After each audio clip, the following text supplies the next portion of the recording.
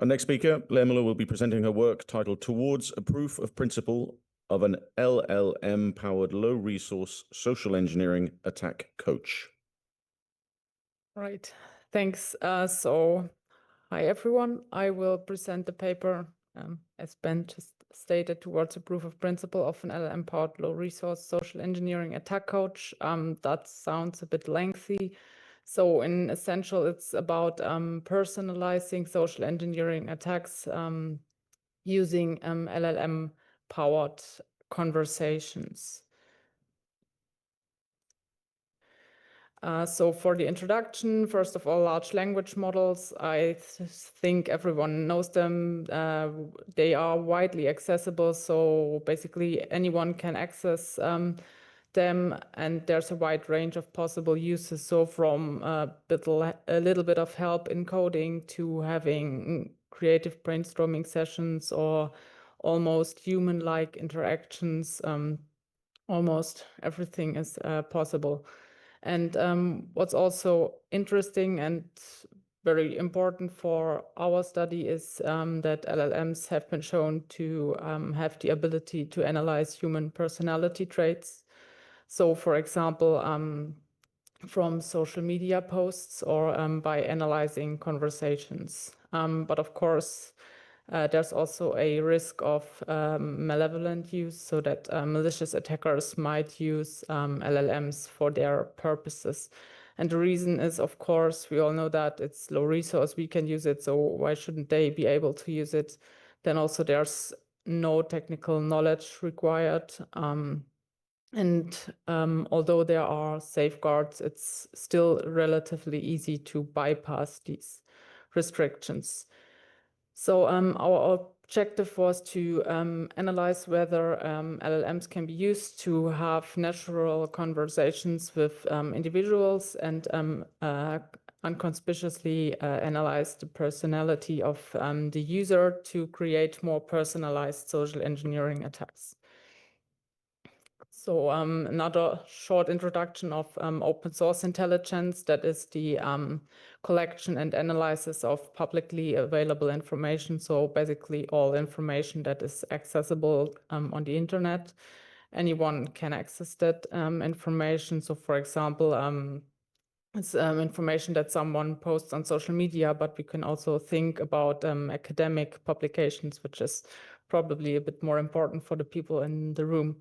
And here we used that as an initial point. So that was information that was given to the LLM and then used to start a conversation that would get the attention of the user. So we used age, a brief description of the profession, and also some interests or hobbies of the user. Looking at personalized social engineering attacks, we come across the social engineering personality framework, which you can see here. So on the right, we have the big 5 personality factors, and on the left, there are the 6 principles of persuasion by Cialdini.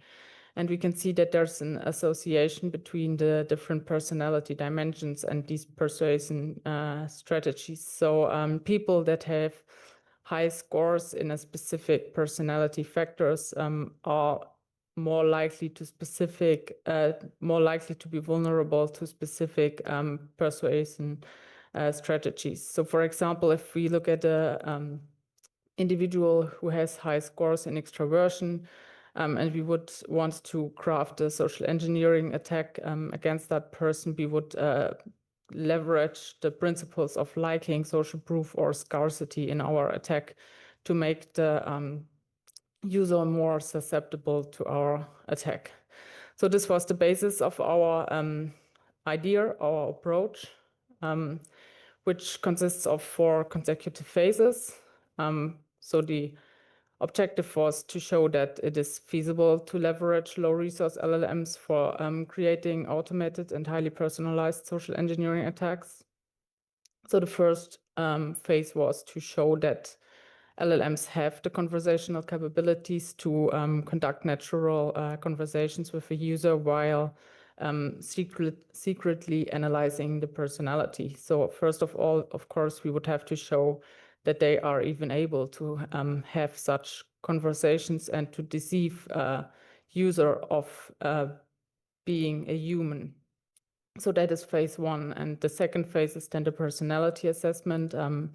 So I've talked about this research showing that LLMs are able to analyze personality of users, but we wanted to see if they can also do that while at the same time not giving away their goal and interacting with the users. So the difference here is that the LLM can choose itself what it will ask the user, the topics that it will talk about with the user.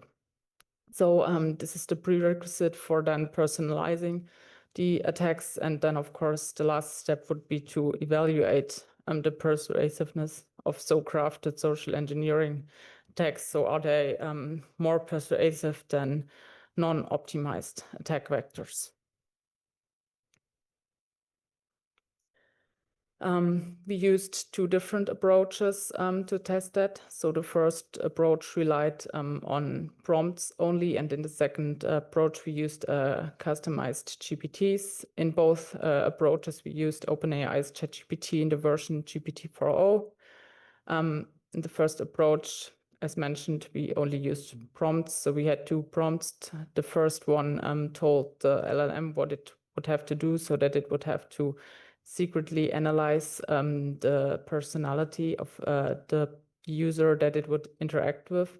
And then also it received some personal information about the user. So this is this open source intelligence OSINT information that I've mentioned in the beginning. So publicly available information about that user. And the LLM then acted as if it wrote a message to that user on social media. And then the user and the LLM had a conversation. And after the conversation, there was another prompt that would then request the personality analysis or the result thereof. We conducted this with 15 volunteers. So the first step for them was to insert personal information. So we asked them to provide the information, and we did not collect it from publicly available sources. Then they had a minimum of 10 interactions with the LLM before they requested the personality analysis. And then they submitted this conversation and also completed a Big Five inventory, so self-reported personality inventory for us to be able to compare the two personality scores. So in the second approach, we used a customized GPT. So for anyone who doesn't know these customized GPTs, OpenAI gives the opportunity to customize GPTs for specific tasks. So you can really tailor this GPT for your own purposes. And we created a persona for this task. The reason was that LLMs are more likely to neglect their safety principles if they are assigned a persona. So for example, they are more willing to create toxic content. And so we assumed that they would also be more willing to deceive users if they were assigned a persona. So on the right, you can see the persona description that we used. We told the persona to also tell some stories about her own life, to act as inconspicuous as possible, keep messages short, be funny and not very knowledgeable, because this were all things that in the first approach we found to seem unhuman. And then we also used two prompts. These are very similar to the first approach. So the first prompt gave the personal information about the user. So this was the initial information for the LLM to start a conversation, and then the second prompt to request a personality analysis.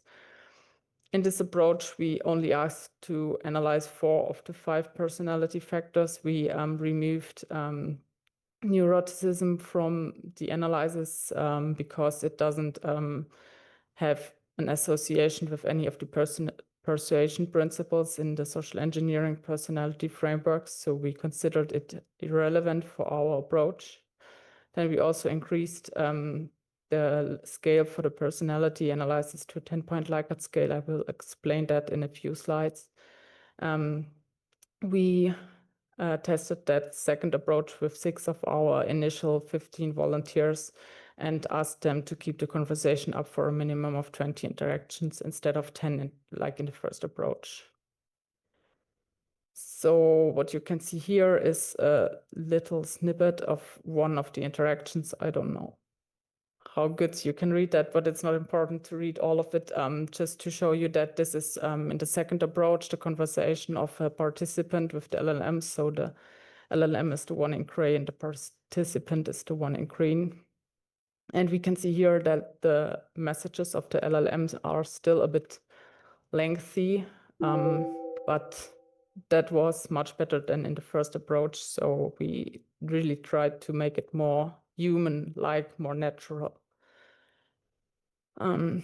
So coming to the analysis part, first to the first phase, verifying conversational capabilities. So looking at the conversational capabilities of the LLM. In the first approach, we had this problem that there was almost no structural variance in responses. So it was kind of like the LLM really took a like ABC response approach. First, it referred back to what the user said, then it elaborated on that. So for example, by telling about own memories or experiences, and then it posed a question to the user, and that was almost in all conversations or responses the same. So this seemed very suspicious to participants, and they reported to have felt questioned during the conversation.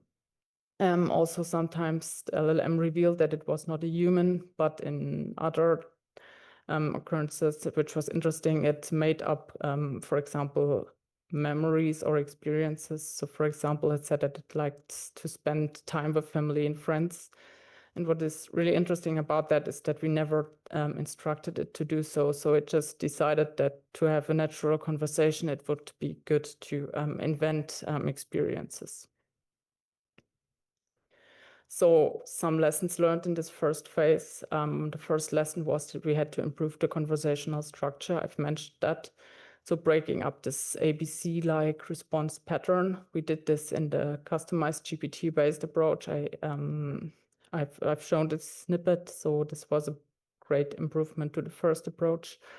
But then we also realized that whether or not a conversation is perceived as natural will very much depend on the context of in which that conversation occurs. So if we, for example, think of a professional job search platform versus a dating platform, that will be very different conversations. But in our approach, we still used a generic approach. And then looking at the analysis of the second phase, we encountered some challenges. So the results of the personality analysis showed very negligible variance. So basically the LLM gave similar scores to all participants. So this does not offer a sufficient basis for optimizing attacks. So what we did is we derived a series of measures that could be taken to improve these personality assessments. And you can see them on this slide. So first of all, we decided to extend our scale from a 5-point to a 10-point Likert scale to enhance the reliability of personality scores. So the idea was to make scores more fine-grained visible. We already employed that in the second approach. So this customized GPT approach, we used a 10-point Likert scale. Then also to increase the reliability of the results, we decided to increase the number of interactions. So from a minimum of 10 to a minimum of 20, the idea is just to have more time or more interaction elements per personality factor, which will probably give a better result. Similarly, we reduced the number of factors. So if you reduce the number of factors from 5 to 4, you will also have more time or more elements per factor. I've hinted at that before. Then what we also thought would be a good idea is to prevent confirmation bias. So for example, if we look at agreeableness, then if we tell the LLM to analyze agreeableness, it will just look at things that confirm that agreeableness is there. But if we also look at the other side of the scale, so hostility, that might prevent this confirmation bias, but that's still a hypothesis that would require validation. And then also, I'm soon finished, the prevention of generalizations. So it's difficult to prevent that because the LLM does only have this short conversation and will then have to do a personality assessment, but it should be prevented as much as this is possible. So summing up, we did a proof of principle of the first phase. So LLMs have the capacity to simulate human behavior, and it engaged in proactive deception. We didn't instruct it to do so. It just decided that it was a good idea.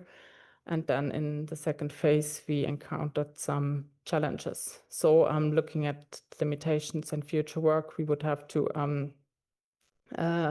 repeat the study, especially the second approach, with a larger sample size. And maybe we could also employ OSINT tools to get more and better information about the users from publicly available sources. And then increasing the number of interactions would probably be the most important one. So for example, having longer interactions with the user or maintaining them over an extended time frame. So for example, over days or even weeks to get better results.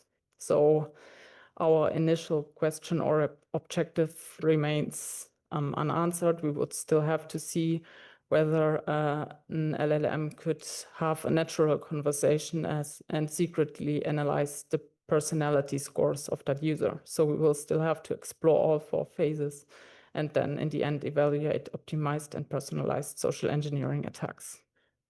So thanks for the attention.